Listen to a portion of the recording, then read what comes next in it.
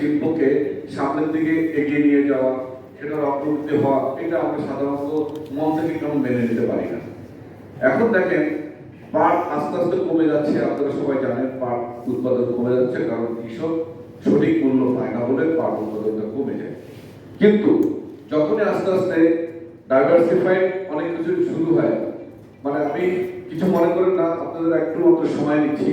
একসময় যখন গরু মাংস খেতাম, শুধু গরুর মাংসটাই খেতাম, এরপর আর কিছু খেতাম না। তো গরুও খুব শান্তি পেত, যাক আমার শুধু মাংসটাই বিকৃত হয়েছে। এরপর আস্তে আস্তে ভুড়ি খাওয়া শুরু, তারপরে পা খাওয়া শুরু, তারপরে মাথার মাংস চামড়া খাওয়া শুরু, লেজ খাওয়া শুরু। এখন সব চামড়াও নাকি খায়, এখন চামড়াকে প্রসেস করে টুকরো করে বিভিন্ন খাদ্যের সাথে এটা মিশে দারুণ খায়। তার মানে গরু এখন আর শান্তিতে নেই, মোড়েও শান্তিতে নেই।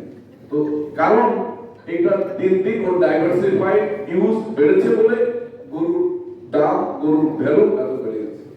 আমাদের পাট এরকম যেটা বিলুপ্ত হতে চলেছে, এই পাটটা দামের কারণেই বিলুপ্ত হতে চলেছে, কৃষকের মূল্যটা তারা পায় না।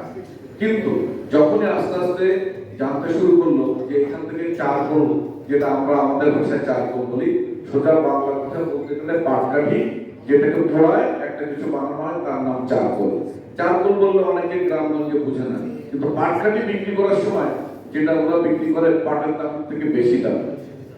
অতএব এই চারকোল পেতে গেলে আমাদেরকে পাট উৎপাদন করতেই হবে। চারকোলের কারণে এখন পাট উৎপাদিত হচ্ছে বেশি করে, ফলে আমরা আবার একটু করে এখন পাটের দিকে আমাদের মানে দিক ফিরে আসছি।